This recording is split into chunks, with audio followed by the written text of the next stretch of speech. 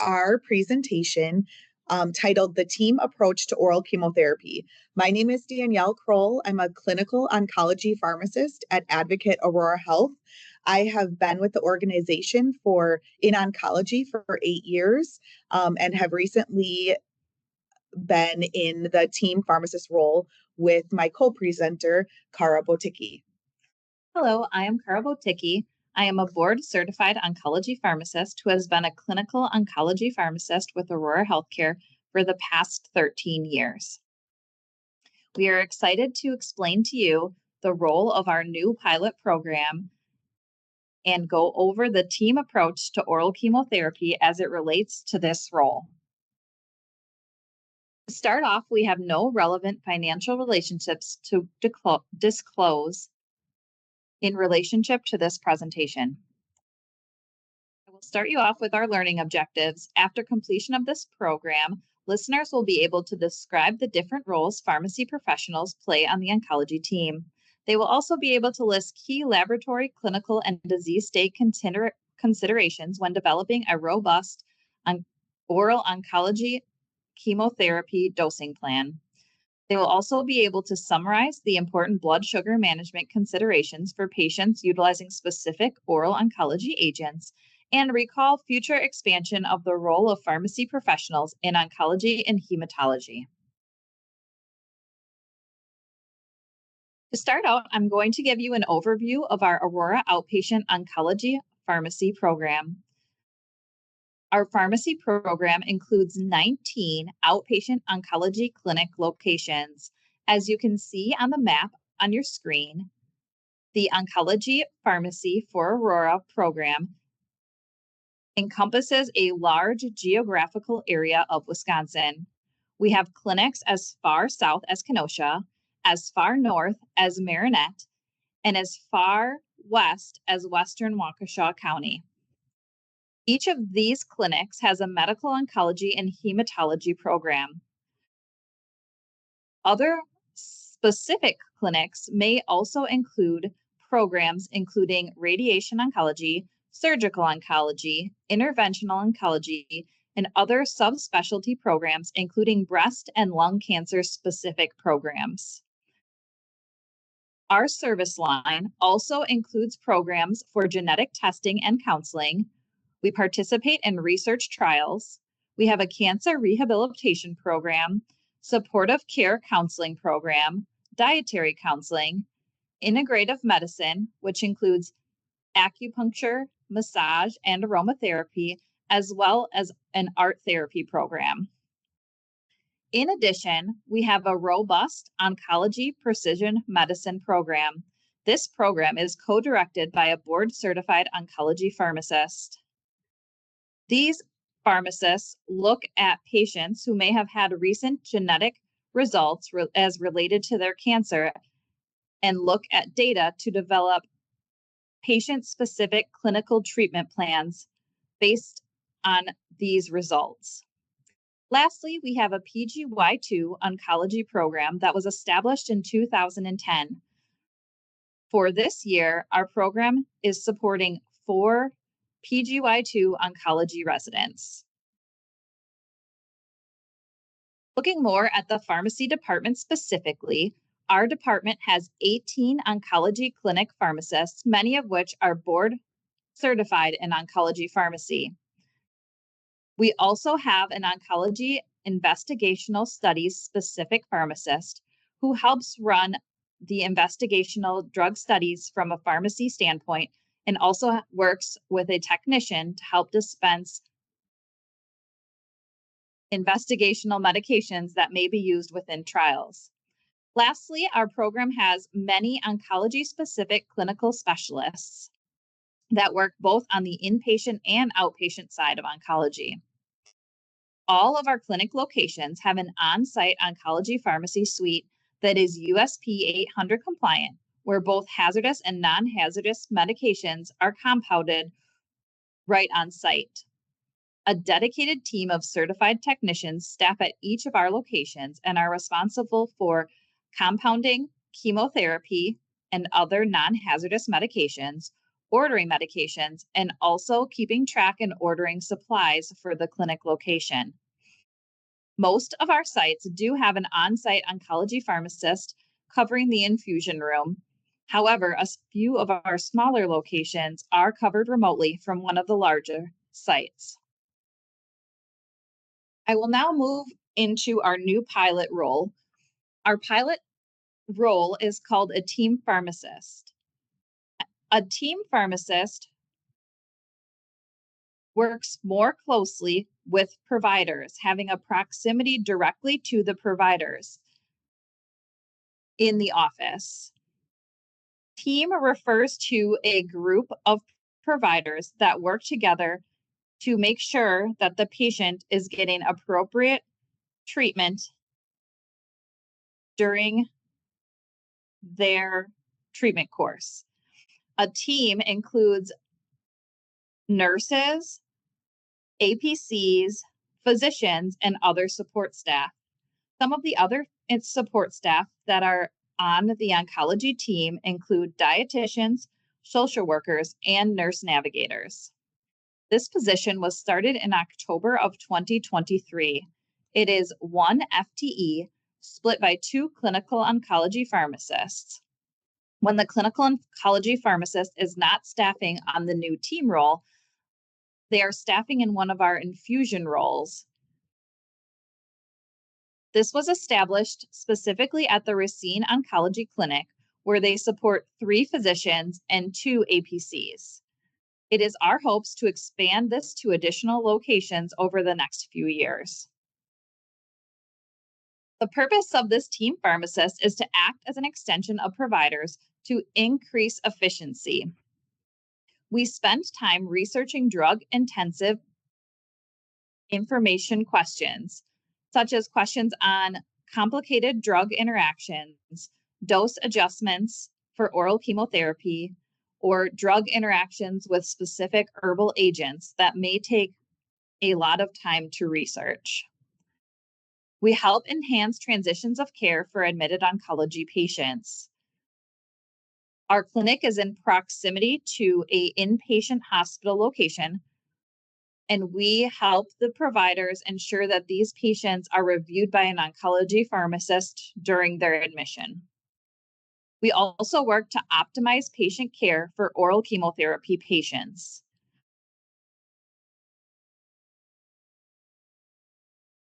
So, as I mentioned, there are 2 different and specific roles for clinical pharmacists within our organization. Both roles are staffed by an oncology clinic pharmacist. However, they have different tasks and responsibilities. The infusion pharmacist that is located currently at many of our individual locations works to support scheduled infusion patients. They are available to answer supportive care questions, work on scheduled preparation, which includes pre-reviewing orders and labs, and also works with the provider for any treatment plan clarifications or changes that are needed on the day of treatment. Changes may be needed due to laboratory values, adverse reactions, or other specific patient needs.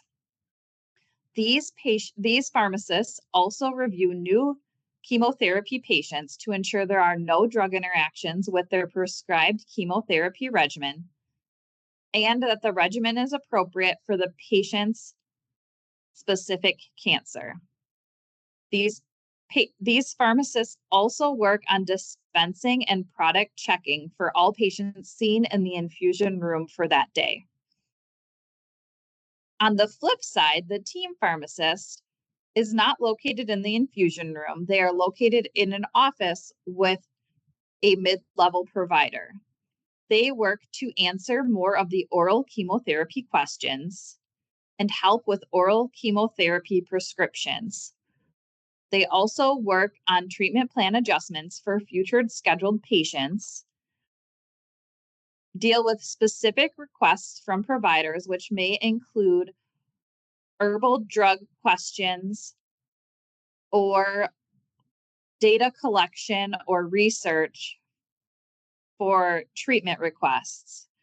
We also complete in-depth drug interaction assessments for new medications that patients may be starting, help to monitor patients who may be admitted to the hospital, and can also assist with letters of appeal when there are issues with insurance coverage. Now it's time for our first learning assessment. The question, how does an oncology team pharmacist differ from an oncology infusion pharmacist? A, there is no difference. They provide the same value and complete similar tasks. Or B, the infusion pharmacist focuses more on IV dispensing and related tasks, whereas the team pharmacist is more involved with oral chemotherapy and triaging patient supportive care issues.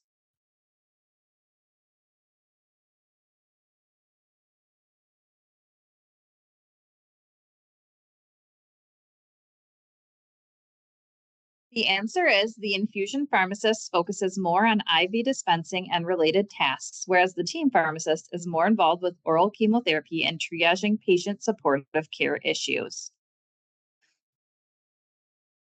Both pharmacists are, however, clinical oncology pharmacists that support the cancer service line. Next, I'm going to review a day in the life of the team pharmacist. The team pharmacist usually starts their day by reviewing charts for admitted oncology consulted patients at our local hospital. From there, they will collaborate with the physician or nurse practitioner on any identified concerns for these patients. At our Racine location, where the team pharmacist is located, the community hospital does not have any oncology certified pharmacists on staff. So the review by the team pharmacist helps ensure that an oncology pharmacist reviews the patient's case at least once during their admission. Next, we complete pharmacy related tasks as assigned by the providers. No 2 days are the same, and tasks that come up are usually unique to the individual day or provider who is on staff that day. One of the things that we do complete on a daily basis is usually warfarin and enoxaparin bridging and dose adjustments based on patient-specific INR values. We also do dose adjustment recommendations for both oral and IV chemotherapy based on patient-specific factors. Some items that may come up that will require dose adjustment include labs, adverse events, or drug interactions. We also make treatment recommendations for supportive care issues and enter orders or send prescriptions for management. Some of these issues can include diarrhea, nausea and vomiting, constipation, peripheral neuropathy, and dermatitis. We do have supportive plans built into our electronic medical record to help standardize the treatment of these specific adverse reactions among patients. Next, we assist in the management of oral chemotherapy patients. For patients who are new to oral chemotherapy, we look at initial treatment dose adjustments based on their specific factors. We also review new prescriptions for pill burden and correct tablet sizes for doses. Some of these changes may require a whole new order to be entered within the electronic medical record that varies from the standard dosing built into the treatment plan. We would also recommend dose adjustments or supportive care options for patients experiencing oral chemotherapy related adverse events. Supportive plans for these events were created to help have a standardized approach to management.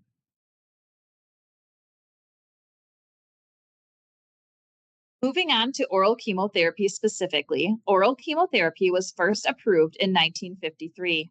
There has been a rapid development of new oral agents over the last 25 years. It is estimated that 25% of all new chemotherapy agents will be administered orally. 80% of patients surveyed noted that they would prefer the sense of control oral chemotherapy gives them over intravenous chemotherapy if the agents were equally efficacious. However, oral chemotherapy does come with a unique set of challenges, and the team pharmacist is uniquely positioned to help the provider face these challenges.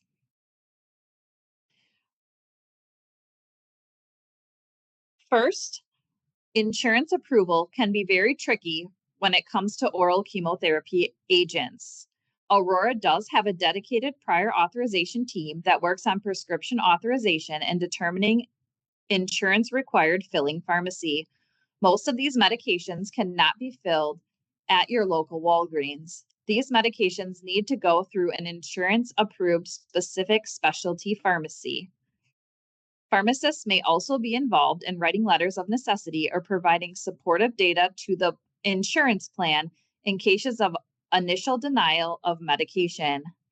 Some insurances also have dose maxes that may be exceeded in some indications, and we can help support and get approval for these doses if necessary.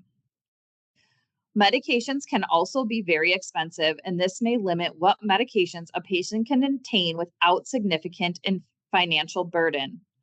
Social worker can also be involved in helping determine if a patient qualifies for a patient assistance program for their specifically prescribed medication, and then assist with enrollment in that program or looking for copay cards that may help the patient with the cost of the medication. Oral chemotherapy can also have some complex monitoring.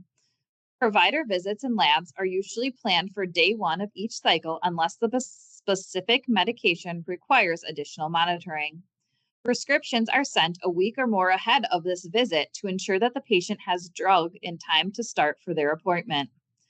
Phone surveys prior to sending the prescription are used to determine if the patient is tolerating treatment, but sometimes labs during their MD visit may necessitate changing the dose. Dose adjustments can be complicated if the patient already has their supply of pills. It may require a new prescription to be filled and sent to the patient, or it may require some unique adjustments in order to treat the patient at a lower dose for that cycle with the pills that they already have on hand. Sometimes this can be accomplished by changing the interval of dosing so they can utilize the pills they have on hand without wasting them. Adherence is another factor for oral chemotherapy. In patients where there is suspected non-adherence, pill counts can sometimes be utilized to help determine if the patient is taking their medications. We mostly rely on patient reporting and confirmation. However, we can look up some fill dates to help make sure they are filling their prescription. Patients may stop medications without notifying the clinic due to adverse effects, which can affect the efficacy of some of these agents. Some of these oral chemotherapy agents may have complicated dosing schedules, which make it hard for the patient to complete them at home. Capecitabine, for instance, is dosed twice daily on a 14-day on, 7-day off schedule. This medication may also require 2 separate tablet sizes to make the full dose, which can also be complicated for patients. Lastly, we must consider storage and disposal of oral chemotherapy as well. Patients need to make sure they store their medications in a cool, dry location, and also make sure that they dispose of chemotherapy appropriately, which is usually gone over with the patient during their chemotherapy teaching appointment. Oral chemotherapy opportunities for pharmacist involvement include assisting with agent selection assistance based on patient-specific factors. Some of these agents have specific use criteria, including specific mutations or other cancer-related indications for the patient to be on the agents. There are also some medications that have several different agents within a class, and the side effect profile may be considered based on other patient-specific factors to help increase tolerance. We would also look at drug or disease state interactions. We can also be involved in the patient counseling on selected agents and be included in the management of therapies once patient has started treatment, including side effect management. Lastly, The pharmacist is also closely involved with dose adjustments of oral chemotherapy. There are many different reasons that oral chemotherapy may need dose adjustments. First, baseline characteristics of the patient need to be considered. Things like lab values, including creatinine clearance, hepatic dysfunction, baseline myelosuppression, and other patient-specific factors must be considered. Second, we look at pre-existing toxicity. Many agents may have peripheral neuropathy associated with them. For example, and upfront dosing may need to be reduced if patient has pre-existing peripheral neuropathy from other agents.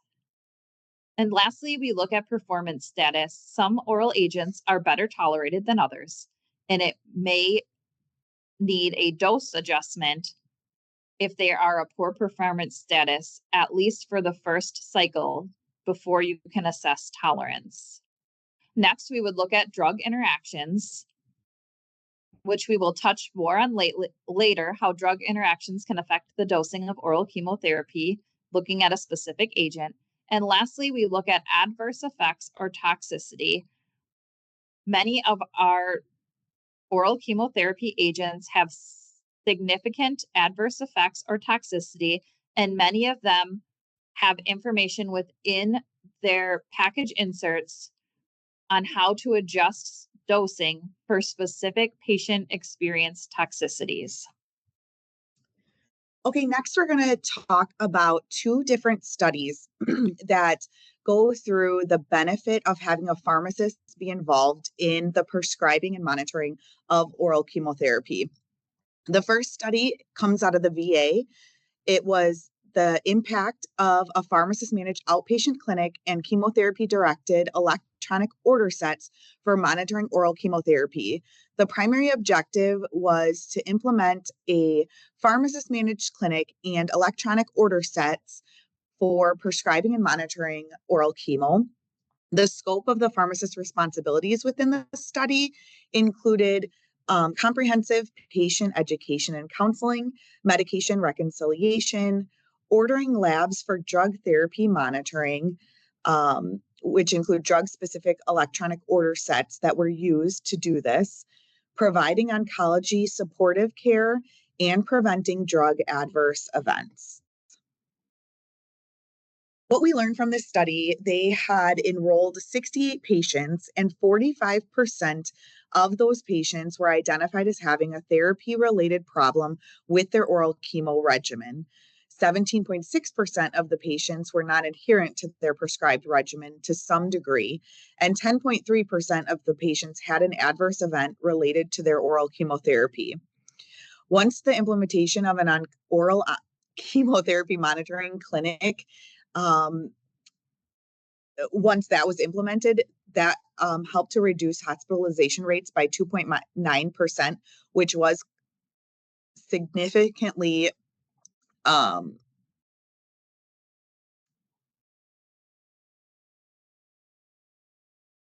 statistically significant, I'm sorry, with a p-value of less than 0.05.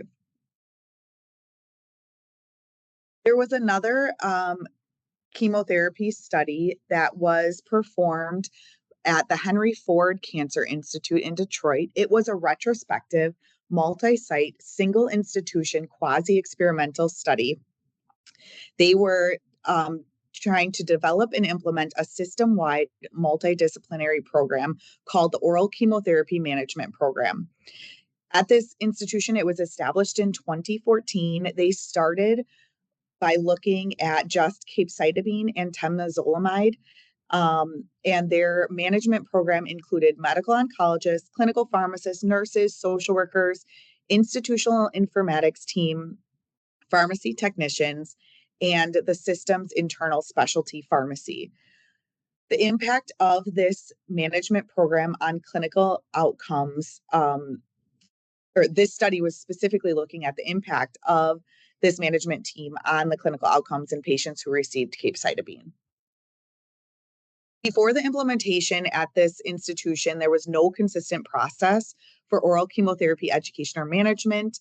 There was limited or no education on safe handling of chemotherapy at home.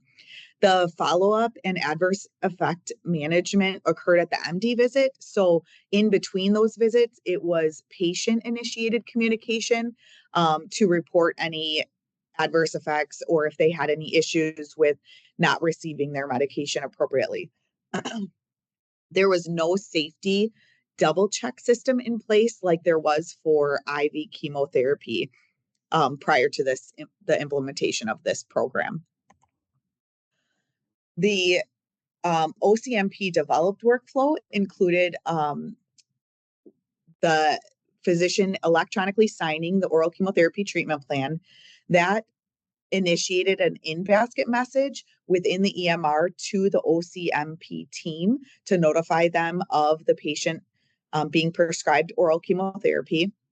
A nurse or a pharmacist provided chemo education, which included reviewing the dosing, administration schedule, the potential adverse effects, interactions, and safe handling with the patient. A calendar was provided to the patient with the start date, dosing, follow-up schedule, and contact information if they had any issues in between their provider visits for the OCMP team. Oral chemo orders were reviewed by clinical pharmacists for appropriateness, and then pharmacy techs and social workers worked together to get the medication to the patient either through specialty pharmacy or a patient assistance program. Monitoring included regularly scheduled assessments in clinic or via telephone. They discussed adverse effects, medication adherence, and lab monitoring. Drug-specific toxicity assessment questionnaires were used. And then if there was any kind of toxicity, they had a specific toxicity management program set up. So if a patient was experiencing grade 1 or 2 toxicity, then the OCMP team could provide non-pharmacologic recommendations and supportive care medications to manage those specific adverse effects. If there was grade 3 or grade 4 toxicity identified, then the patient was instructed to stop taking their medication and the doctor was notified for further instruction.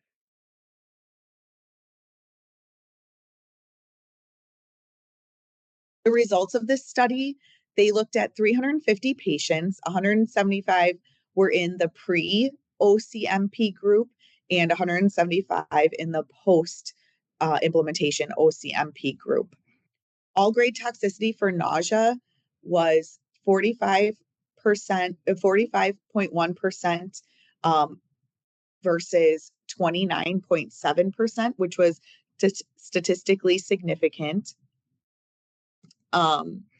In the as far as vomiting, it was less in the OCMP monitored group as well by almost half. For diarrhea, it was 40.6% in the pre-OCMP group versus 28.6% in the post-OCMP implemented group, which was also statistically significant, as you can see there. And grade 3 or 4 toxicities were also significantly lower in the OCMP group. ED visits because of adverse events were about 10% lower in the OCMP group, and hospitalizations because of adverse effects were about 11% lower in the post-implementation group.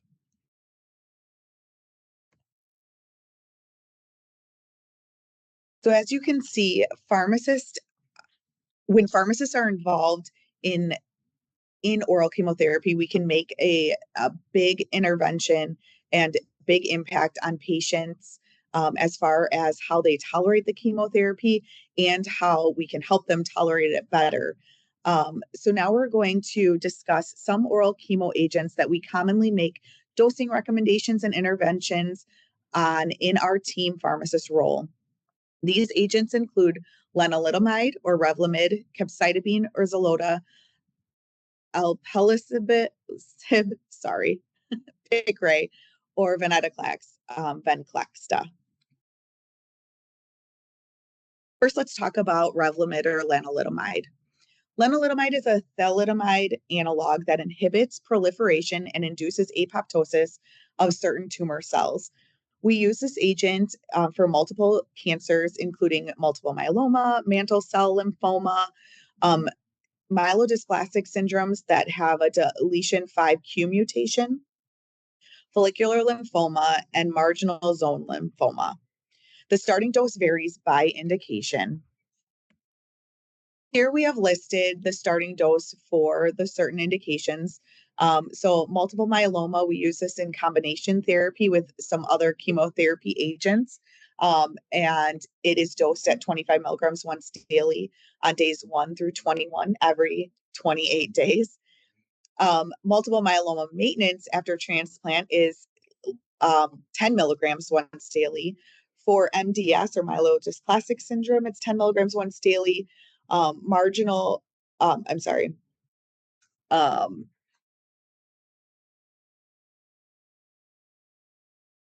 marginal cell lymphoma is 25 milligrams once daily on days 1 through 21 every 28 days. And then follicular lymphoma or marginal zone lymphoma is 20 milligrams once daily on days 1 through 21 every 28 days for up to 12 cycles. This medication is available in multiple capsule sizes. So when there are dose adjustments needed, often we are needing to change the entire prescription and can't use the same tablet or capsule size. So as you can see, we have multiple capsule sizes from 2.5 milligrams up to 25 milligrams.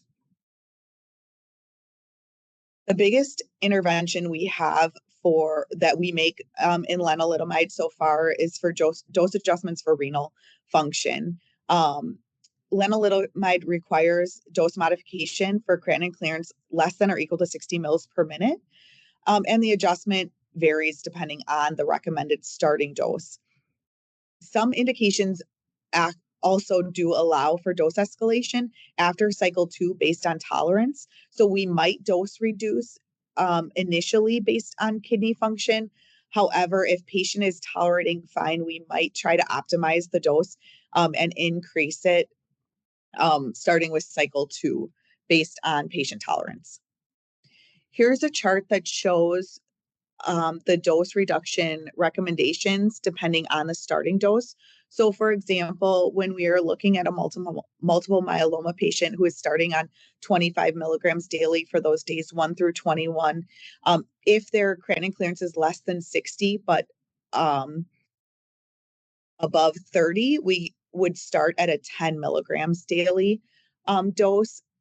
If their creatinine clearance was 15 to 29 mils per minute, we would start with 15 milligrams every other day.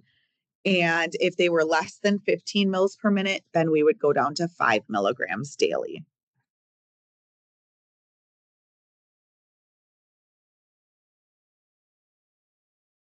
This brings us to our next learning assessment. What dose of lenalidomide would you recommend for a multiple myeloma patient with a creatinine clearance of 41 mils per minute? A, 25 milligrams daily, B, 5 milligrams daily, C, 15 milligrams daily, or D, 10 milligrams daily.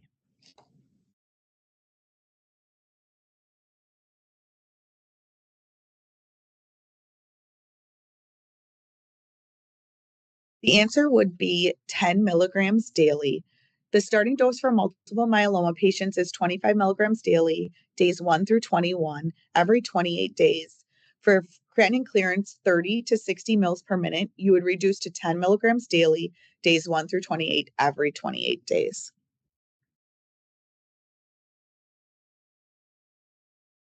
Next, we're going to talk about capecitabine or Xeloda. This is used in multiple different types of cancer. It's a nucleoside metabolic inhibitor. We use it in colorectal cancer, advanced or metastatic breast cancer, gastric, esophageal, or gastroesophageal junction cancer, and pancreatic cancer. Depending on the indication, the doses range from 625 milligrams per meter squared to 1250 milligrams per meter squared twice daily on days 1 through 14 every 21 days, which this depends on indication and if being used with other agents or if patient is concurrently being treated with radiation. Renal dose reduction recommendations start with at a creatinine clearance of less than or equal to 50 mils per minute.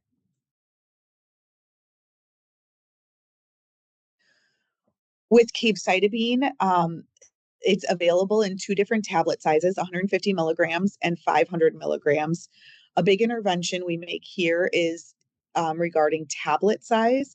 So as you can see in this chart, if you have a patient that is being dosed at 1,250 milligrams per meter squared twice a day, you can see their BSA on the left-hand side, and then it calculates out what their total daily dose is. You need to make these doses with the different tablet sizes, and that can really impact how many tablets a patient is taking per day. So, as you can see, if a patient needs 3,000 milligrams per dose, so that's 3,000 milligrams twice a day, they're going to have to take 3 tablets um, per dose, so 6 tablets a day. But this increases obviously as you increase the dose and try to make the complete dose with these tablet sizes. So as you can see, up to if a patient needs 5,600 milligrams per dose, they're taking 7 tablets at a time, which is 14 tablets a day. That's a really high pill burden for patients, and just a bit confusing having two different bottles with two different strengths. So a big piece that we try to intervene on as the team pharmacist is trying to come up with an appropriate dose with the smallest or the lowest amount of tablets that a patient needs to take so that it is easier for the patient to be compliant. What we find is when there's this high pill burden or patients are feeling like they're just taking medications all day, that's where we really find compliance issues, and need to overcome those barriers in order to help the patient treat their cancer the most effectively as we can. Our next learning assessment is a patient case. SP is a 73-year-old female prescribed capecitabine for treatment of metastatic breast cancer. Her BSA is 1.97 meters squared, and her creatinine clearance is 75 mils per minute. Capecitabine dosing is 1,250 milligrams per meter squared twice daily, days 1 through 14 every 21 days. The MD is concerned about pill burden for this patient and asked the team pharmacist what dosing you would suggest to provide the lowest pill burden to the patient. What capecitabine dose do you recommend? A, 2,450 milligrams BID, B, 2,000 milligrams BID, C, 2,500 milligrams BID, or D, 1,950 milligrams BID. I'll give you some time to do your calculation.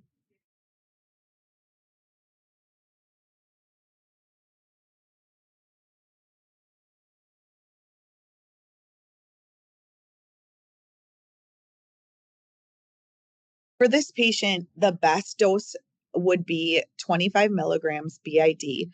Her dose calculated would be the 1,250 milligrams per meter squared times her BSA of 1.97 metered squared, which is 2,462.5 milligrams. You could round that either to 2,450 or 2,500 milligrams per dose. But because we're trying to minimize pill burden, and she is curative intent, we would round up to 2,500 milligrams per dose using 5 tablets of the 500 milligram strength. If you gave her the 2,450 milligram dose, she would need 7 tablets per dose, which would be 4 tablets of the 500 and 3 of the 150 milligram tablets.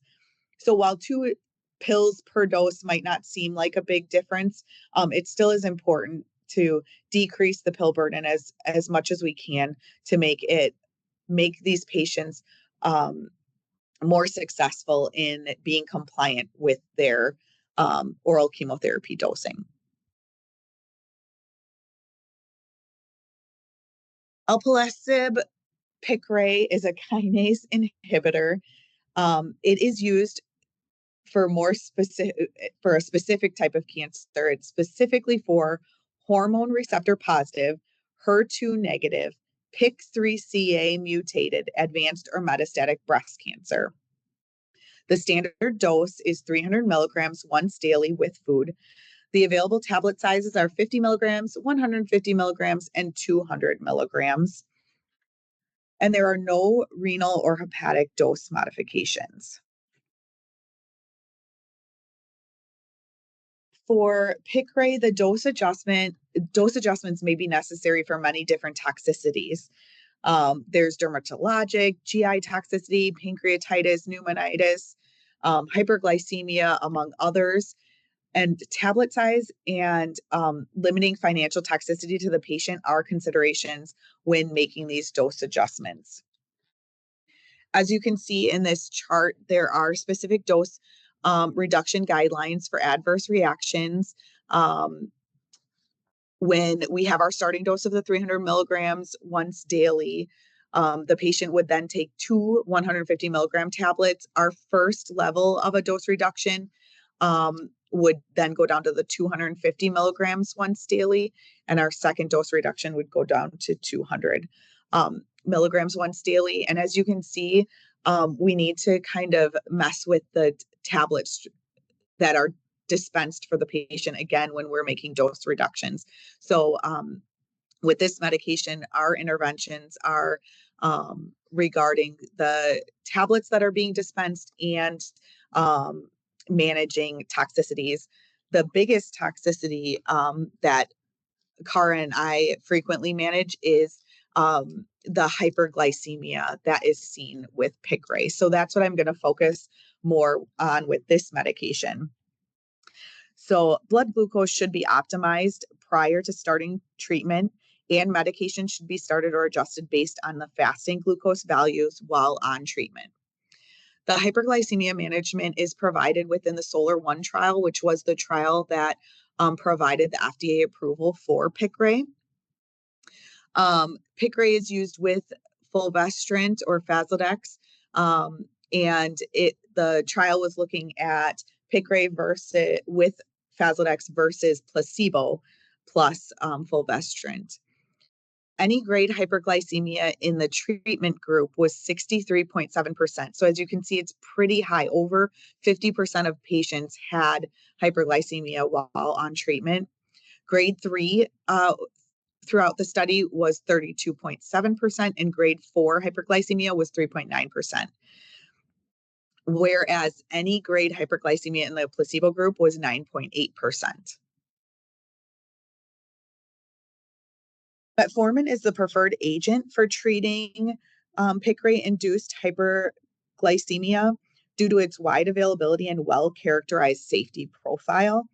However, in the case of intolerance or unavailability of metformin, other agents can also be used, like insulin sensitizers, the like pioglitazone, rosiglitazone, the dipeptidyl peptidase 4 inhibitors can be used as well. SGLT2 inhibitors can also be used. So these insulin sensitizers and SGLT2 inhibitors can be used at the provider's discretion. Insulin can also be used for 1 to 2 days until the resolution of hyperglycemia if needed. However, it is not always necessary, as Piqray has a short half-life, so usually interruption of treatment can normalize the glucose levels pretty rapidly. In the SOLAR-1 study, they provided these recommendations for what to do depending on what grade of hyperglycemia we see. So grade 1 hyperglycemia is a fasting glucose of greater than the upper limit of normal to 160 milligrams per deciliter. If a patient has grade 1 hyperglycemia, we always start with reminding the patient of lifestyle changes. So working on diet and exercise is always a recommendation with these patients. If their fasting glucose level is less than 140, you can consider adding metformin. If it's 140 to 160, then the recommendation is to definitely start metformin, or if they've already started metformin, to intensify the metformin dosing. When we start metformin, we start at 500 milligrams once daily with dinner. We can increase that to 500 milligrams twice daily. And as we continue to increase, if the patient tolerates and still needs additional metformin or additional glucose reduction, then we would increase to 1,000 milligrams twice daily as the optimized dose or the highest dose. We want to monitor the glucose as clinically indicated and at least weekly for the first 8 weeks of treatment, and then every 2 weeks, especially until the fasting glucose is within baseline values. Grade 2 fasting or grade 2 hyperglycemia is a fasting glucose of greater than 160 to 250 milligrams per deciliter. Again, we're going to remind the patient of lifestyle changes, optimize the metformin. So if the metformin has not been increased, we want to continue to increase that until we have maxed out our metformin dosing at 1,000 milligrams twice a day. We want to exclude confounding factors, so make sure nothing else is going on. We definitely want to get the patient in with an endocrinologist or their PCP to help manage as well. We do as much as we can on our side, but sometimes we need a little bit more help with endocrinology. If we're still continuing to see that hyperglycemia, then we're going to add on an insulin sensitizer like Actos or pioglitazone. With grade 3 hyperglycemia, that's going to be a fasting glucose of greater than 250 to 500. That's where we're going to really need to interrupt treatment and pause for a couple days to get that fasting glucose under control. We want to hold the medication and recheck the fasting glucose within 24 hours. Again, we're going to do assessments to make sure nothing else is going on that's affecting the glucose. We're going to do some IV hydration, make sure electrolytes are, if there are any electrolyte disturbances, to correct those.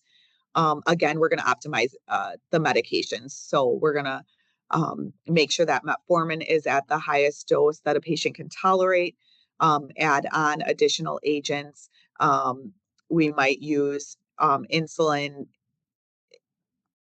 for 1 or 2 days if needed.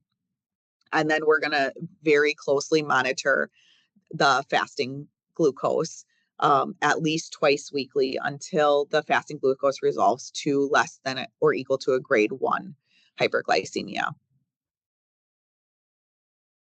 With grade 4 hyperglycemia, that's a fasting glucose of greater than 500. We need to interrupt treatment again, obviously, and as always, we want to confirm fasting status of the assessment. We're going to recheck again in 24 hours. Again, we're going to make sure there's no other confounding factors, and we're going to intensify the medication, the anti-diabetic medication. If fasting blood glucose is confirmed at grade 4 and confounding factors can be excluded, we're going to permanently discontinue patient from the Piqray. That leads us to our last learning assessment question. What would be the appropriate antihyperglycemic medication prescribed for a patient on Piqray with a fasting blood glucose of 240 milligrams per deciliter? A, no intervention is needed. B, metformin 500 milligrams twice daily. C, insulin glargine 10 units at bedtime. D, glipizide 5 milligrams daily with breakfast.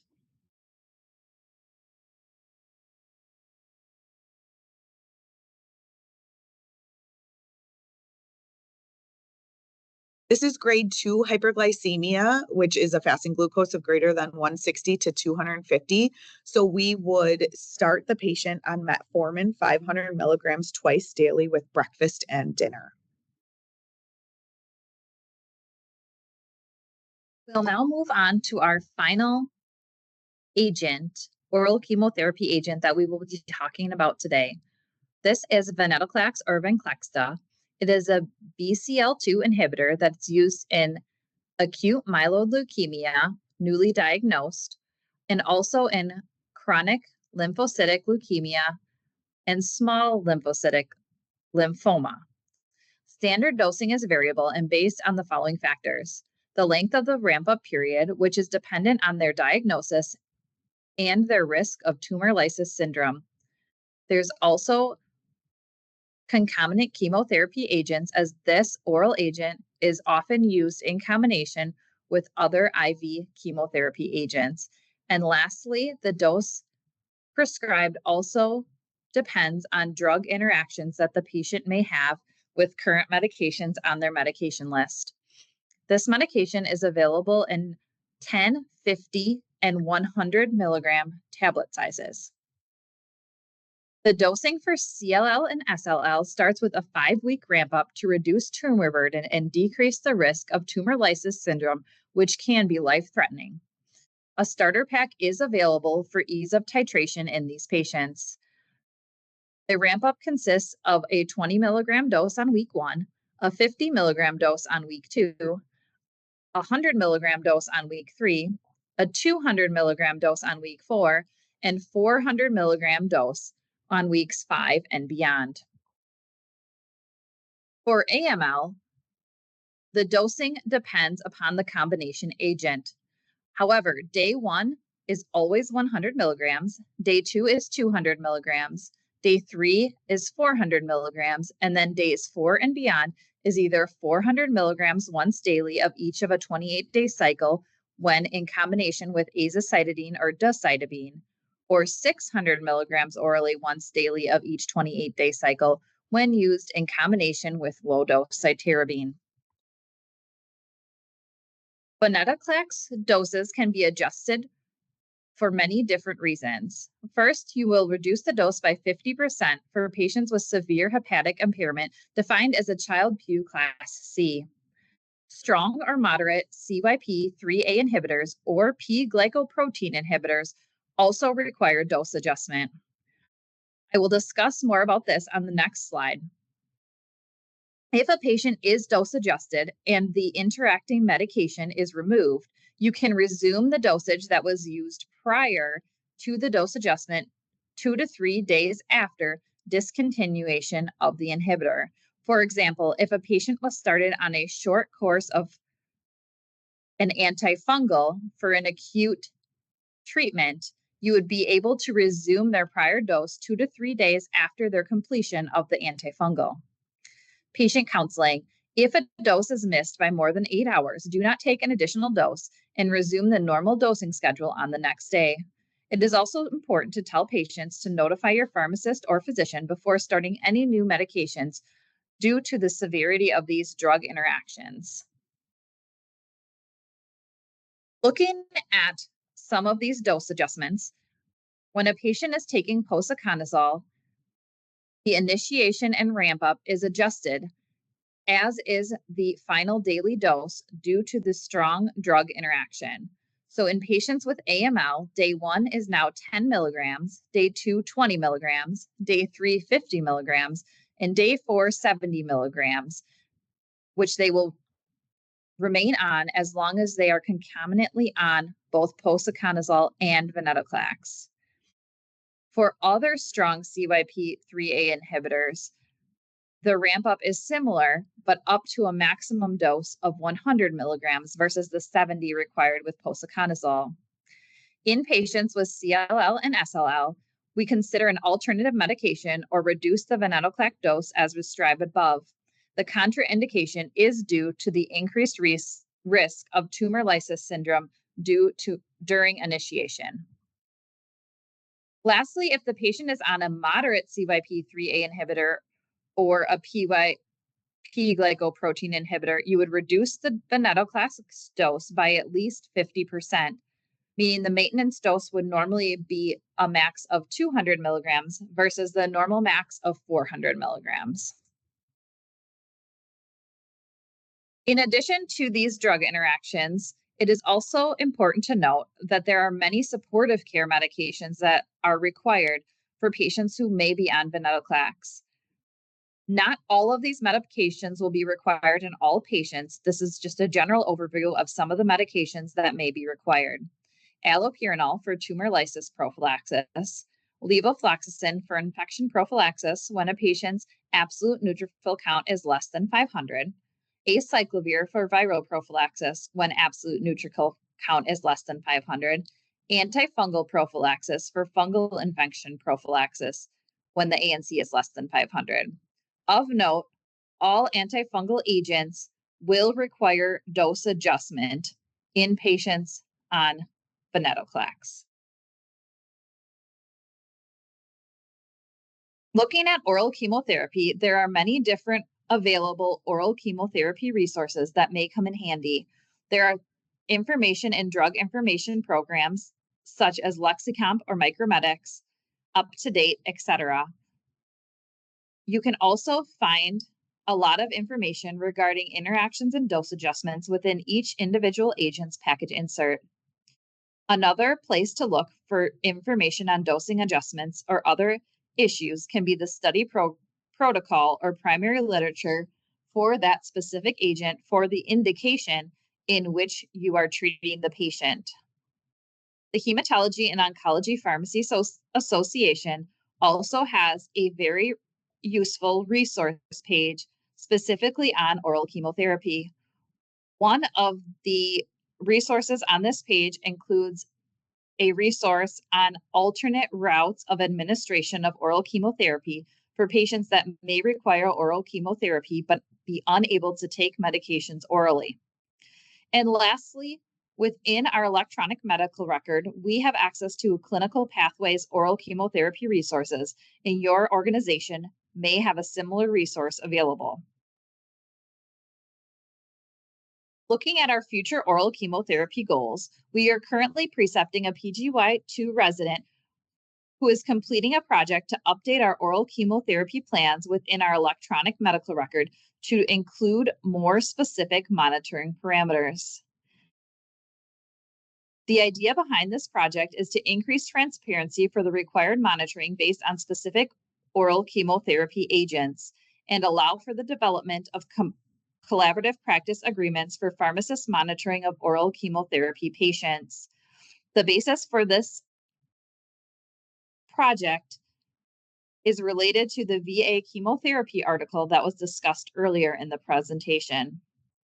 We are also seeking to utilize literature documented best practice standards to help further develop our team pharmacist role to enhance the care for oral chemotherapy patients. Both ASHP and HOBA have developed recent best practice standards in regards to oral chemotherapy. In summary, pharmacists have several different roles within the oncology treatment team, which will continue to change as best practice standards evolve. Pharmacists' involvement in the prescribing, monitoring, and management of oral chemotherapy enhances patient care and can reduce both emergency department visits and hospital admissions. A robust oral chemotherapy management program can positively impact many of the challenges related to oral chemotherapy prescribing. We would like to thank you for joining and listening into our presentation today.